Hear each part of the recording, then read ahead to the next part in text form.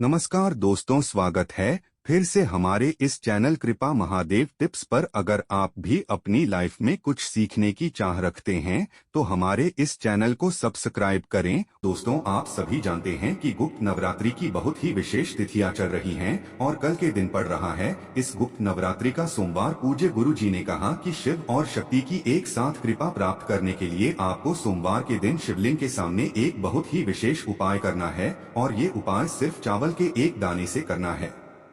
चावल के एक दाने से किया गया ये उपाय शिव और शक्ति को प्रसन्न करने के लिए, जीवन में धन धान्य को बढ़ाने के लिए है, दुर्भाग्य का अंत करने के लिए है। अगर आप अपने जीवन से बहुत ज्यादा परेशान हो चुके हैं, अगर आप उपाय कर करके थक चुके हैं, आपका कोई भी कार्य परिपूर्ण नहीं हो पा रहा है, आप किसी भी कार्य में सफल नहीं हो पा रहे हैं, तो गुरुजी ने कहा कि आप गुप्त नवरात्रि के इस सोमवार के दिन ये विशेष उपाय जरूर करना चाहिए।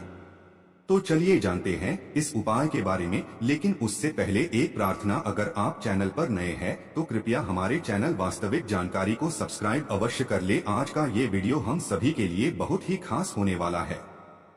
इस वीडियो में हम लोग शिव और शक्ति को प्रसन्न करने के लिए कुछ बहुत ही विशेष उपायों के बारे में जानेंगे। गुप्त नवरात्रि के इन विशेष दिनों में महादेव की कृपा प्राप्त करने के लिए तथा माता रानी की कृपा प्राप्त करने के लिए हमें कुछ विशेष उपाय इस सोमवार के दिन जरूर करने चाहिए।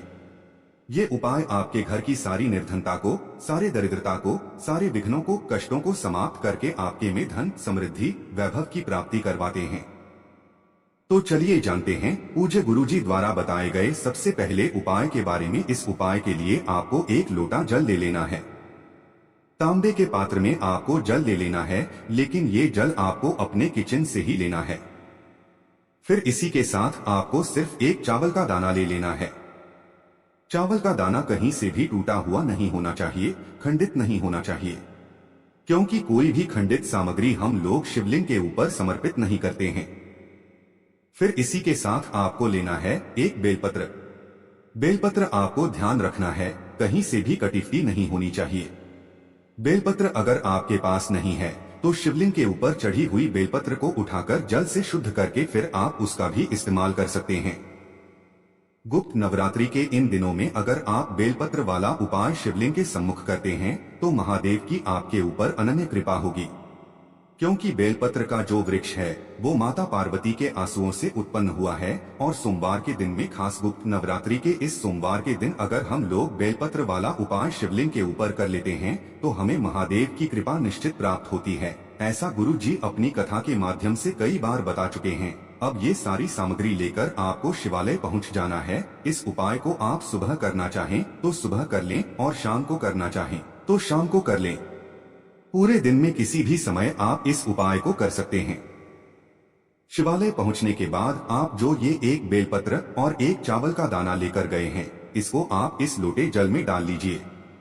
सबसे पहले आप एक बेलपत्र से एक लोटे जल में डालिए, श्री मंत्र का स्मरण करिए। फिर इसके बाद आप एक चावल का दाना इस एक लोटे जल में डालिए और श्री मंत्र का स्मरण करिए। फिर इस लोटे को आप अपने दोनों हाथों में पकड़े पकड़े महादेव से प्रार्थना कर लीजिए। महादेव से प्रार्थना कर लीजिए कि आपकी ऐसी ऐसी मनोकामना है।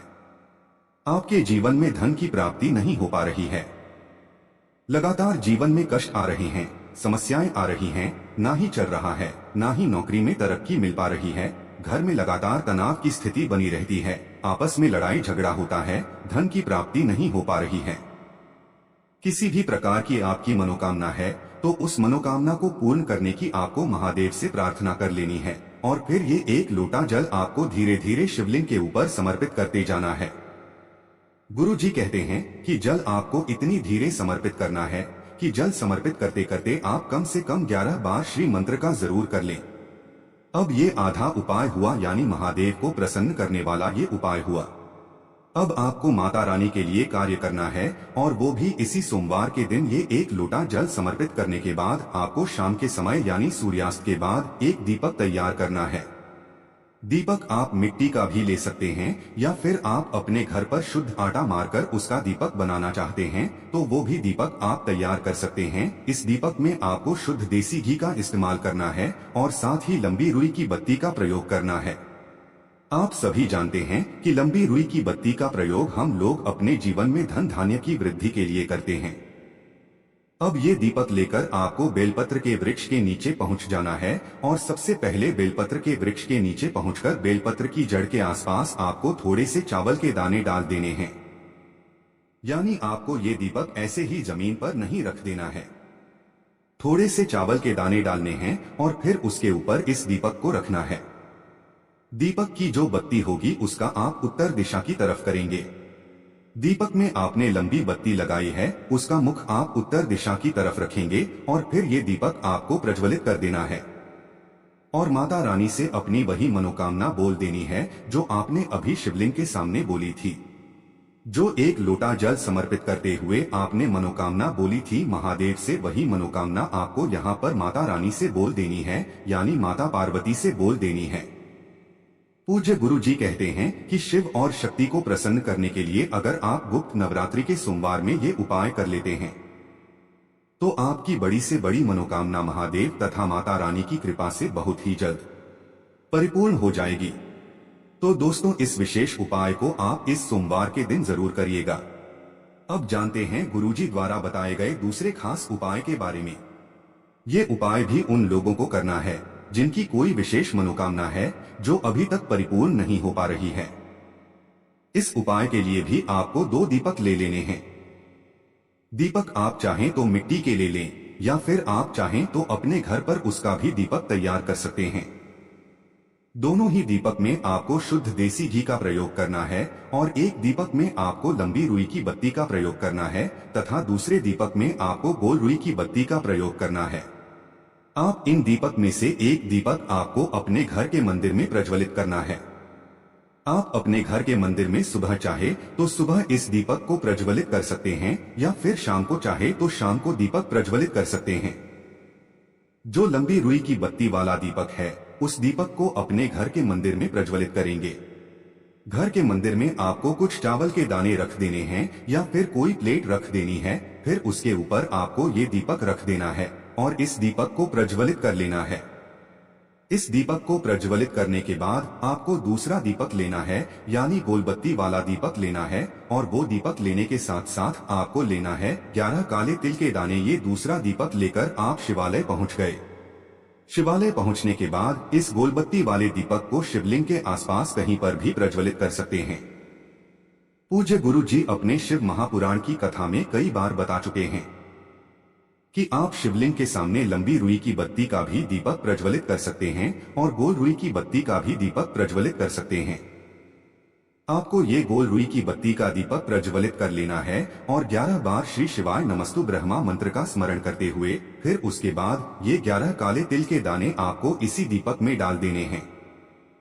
इसके बाद आपके जीवन की जो भी समस्या है, जो भी जी की समस्या है, अगर आपके जीवन में कर्ज बहुत ज्यादा है, धन आपको प्राप्त नहीं हो पा रहा है, जिसकी वजह से आप अपना कर्ज नहीं अदा कर पा रहे हैं, तो गुरु जी ने कहा कि आपके जीवन में जो भी विपरीत परिस्थितियां चल रही हैं, उनको दूर करने के लिए, अपने जीवन में सौभाग्य को बढ़ाने के लिए महादेव से प्रार्थना कर लेनी है और फिर उसके बाद वापस आ जाना है। गुरु जी कहते हैं कि जो भी व्यक्ति गुप्त नवरात्रि के सोमवार में इस उपाय को कर लेता है तो उसके जीवन में धन की प्राप्ति होती है और उसके संकट समाप्त हो जाते हैं। तो दोस्तों, इस उपाय को भी आप करना चाहें तो जरूर करिएगा। अब जानते हैं गुरुजी द्वारा बताए गए तीसरे उपाय के बारे में, जो सबसे आखिरी उपाय है। इस उपाय के लिए आपको 1 लोटा जल ले लेना है। इस स्टील के पात्र में आपको जल ले लेना है।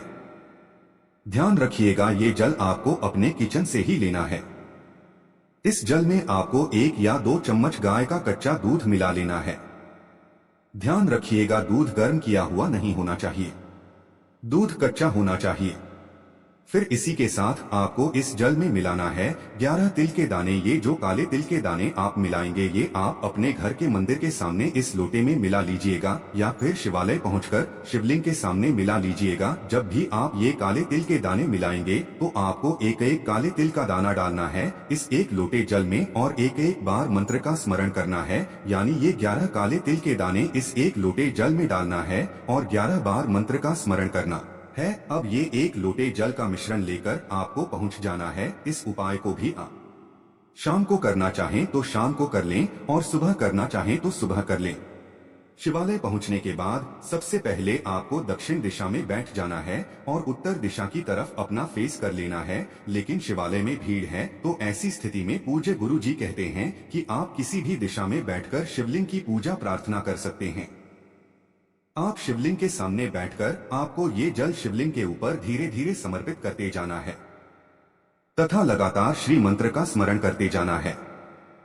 जल को बिल्कुल धीरे धीरे समर्पित करना है, जिससे जल के छींटे आपके शरीर में यानी आपके पैर के ऊपर ना लगे। समर्पित करते हुए आपकी जो भी मनोकामना है, उस मनोकामना को पूर्ण करने की महादेव से प्रार्थना कर लीजिएगा। कर्ज की समस्या है तो उसको दूर करने की प्रार्थना कर लीजिएगा। जीवन में कोई कष्ट है, कई समस्याएं चल रही हैं, तो उनको समाप्त करने के लिए महादेव से प्रार्थना कर लीजिएगा और फिर वापस अपने घर आ जाइएगा। पूज्य गुरु जी ने कहा कि सोमवार के दिन किए जाने वाला ये उपाय महादेव जरूर प्राप्त करवाता है। तो दोस्तों, ये थे पूज्य गुरु जी द्वारा बताए गए कुछ बहुत ही खास उपाय। अगर आपको जानकारी अच्छी लगी हो तो वीडियो लाइक करिएगा। श्री शिवाय नमस्तुभ्यम। हर हर महादेव।